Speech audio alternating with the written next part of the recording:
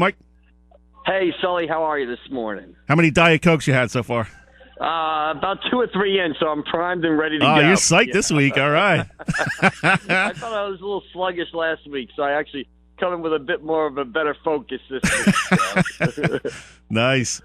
So there's too much for me to wrap my head around with all this basketball, so we're going to turn to you to figure it all out for us. All righty. So what do you need the floor is yours for the next 9 minutes or so. All right. Well, I mean, you go in this week and obviously this is the week that the Cape Atlantic League tournament, fields will be finalized.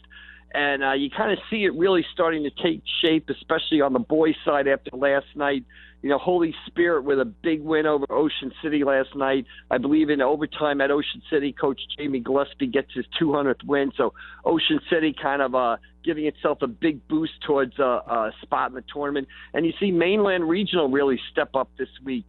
Big win for Mainland Regional last Tuesday at Holy Spirit in overtime.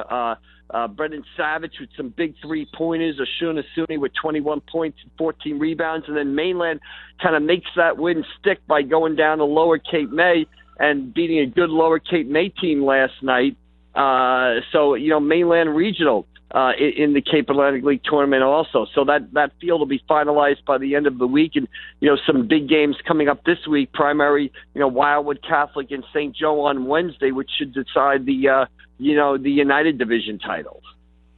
Yeah, Mike, looks like probably going to get 3 teams out of that Cal National for the Cape Atlantic League tournament. So that leaves a couple teams on the bubble, teams like EHT, Pleasantville, Millville. How do you see that shaking out?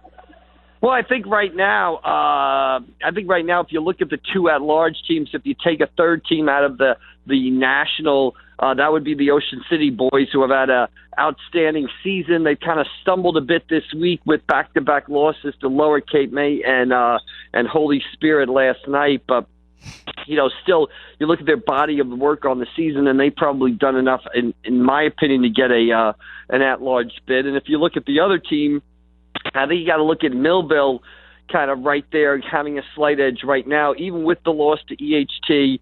Millville is, again, you look at the season body of work, they played well, and they've got a win over Mainland Regional. Although there is an interesting game on Tuesday, that Millville-Pleasantville game could be interesting and could, shake some things out right there. So right now, if you look on the boys' side for the at-large teams, I think you've got to look at Ocean City and Millville as kind of having a slight edge. Yeah, I think Pleasantville would have to have a win against Millville to even think about getting in there. Yeah, and I think Pleasantville, and first of all, I saw Pleasantville a couple times this week.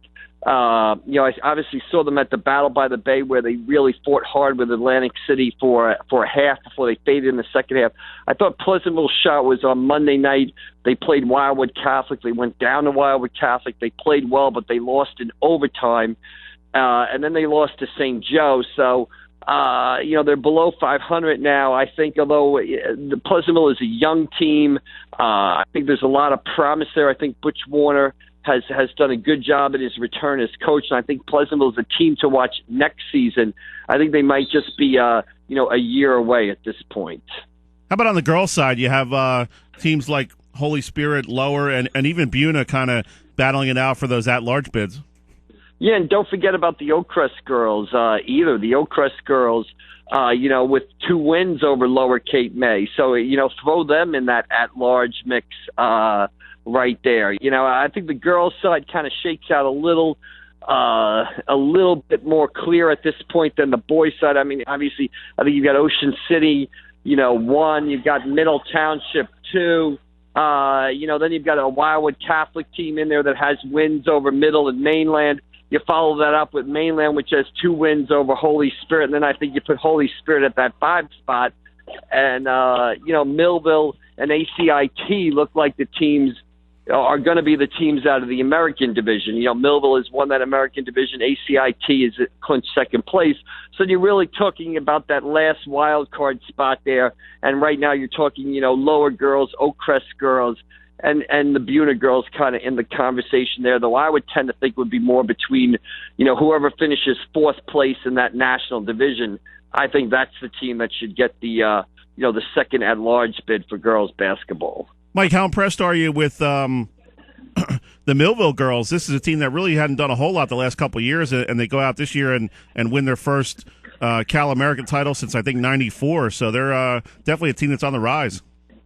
Yeah, I think you look at what they were able to do, kind of a basketball, revitalization out there at Millville. Not only the Millville girls, but the Millville boys coming in and playing well. And usually you don't think of Millville as a basketball school, but both teams have had excellent seasons so far. And as of right now, the girls are definitely in the Cape tournament, and the boys got a shot at being in the tournament. So, obviously a great, on top of what was a great football season out at Millville where they win the Group 5 championship, obviously it's a good basketball season also for the Thunderbolts out there.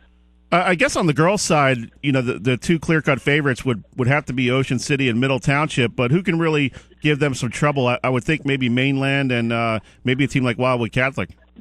Well, I think on the girls' side, I don't think you could discount, any of the probably the top 5 teams in the league. I think obviously you said right away, Middle Township's the defending champion, Ocean City's undefeated.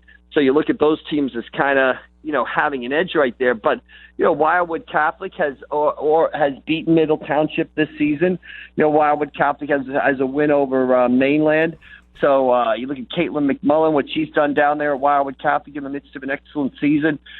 Steve DePatry's the coach. The Crusaders know how to win in the postseason, so no surprises there. You look at Mainland Regional, which is a team that's kind of like, you look at them as the athletic talent is there, Kylie Watson, Gabby Boggs, but you kind of have an impression that Mainland is a team that's still trying to find itself. They're like a thoroughbred horse that's just learning how to stand up and run. And once they do, they're going to put it together, and they're going to be tough to beat when they put it together. So they're a team certainly capable of beating anybody.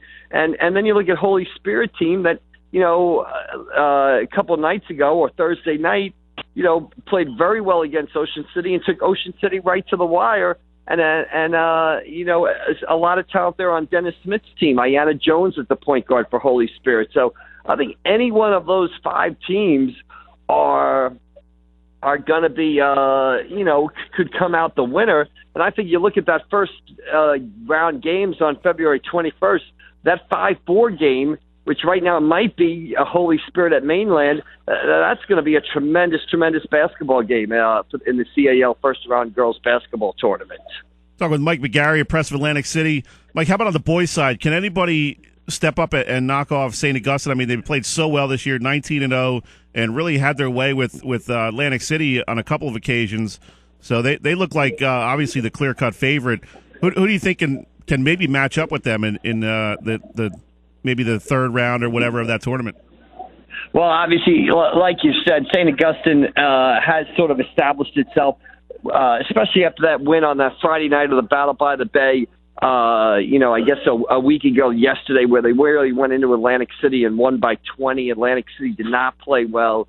St. Augustine really hasn't been challenged in the Cape Atlantic League so far this season. And if you go back, I don't know what the winning streak right now is off the top of my head, but it's got to be at 54, 55 straight games against Cape teams. Their last loss to a Cape Atlantic League team was the 2014 Cape Atlantic League semifinals when Atlantic City beat them. That's going on almost, 3 years ago was the last time they lost to a Cape team. So, like you said, they are the favorite, and it's going to take a tremendous effort by a team to knock them off in the tournament. They are the clear-cut favorite going in. Look at you pulling out a Tom Williams stat for us. Well, there you go. I told you I was coming today with my A game. Man, told you, couple of Diet Cokes, we get the A game. Right, there you go. How's the fifth grade basketball team doing? We're rolling along. Nice win last night, and big game on Sunday. So we'll see what it's going to be playoff time soon for us, also. So we'll see how that works out. Now, are you the head coach? Assistant. I just sit there and be quiet. Just sit there and be quiet. And whenever I have a question, I call up a Cape Atlantic League coach and ask them for the answer, and they're generous enough to share. So, and we name all of, if you give me a play, we name it after you. So we have plays St. Augustine, Middle Township, Atlantic City, Holy Spirit. So you're calling out rodeo, Farraco, run it. Exactly. If you give me a play, I'll name it after you. So I'll have to come up with one. You call it Sully. Exactly. I'm thinking some sort of backdoor screen or something, one of those old Princeton plays. Yeah, that's it. Exactly. I don't think we're throwing any alley-oops in that play, in the Sully play.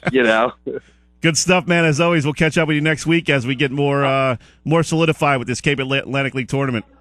Yeah, the meeting is Wednesday. I think there's some games Thursday night, but the seating committee meeting is Wednesday. I think there's some games Thursday night that could affect it one way or the other, but I think, by Friday and definitely by Saturday, we'll know who's playing where in the first round games on Tuesday, February 21st. Good stuff, Mike. Enjoy the rest of your weekend, buddy. All right, Sully, you too. See you down the road. Thanks. Yep. Thanks, man. All right, bye-bye. That was Mike McGarry, all-star assistant coach up there in, where was that, Howell or something? 5th grade Biddy basketball.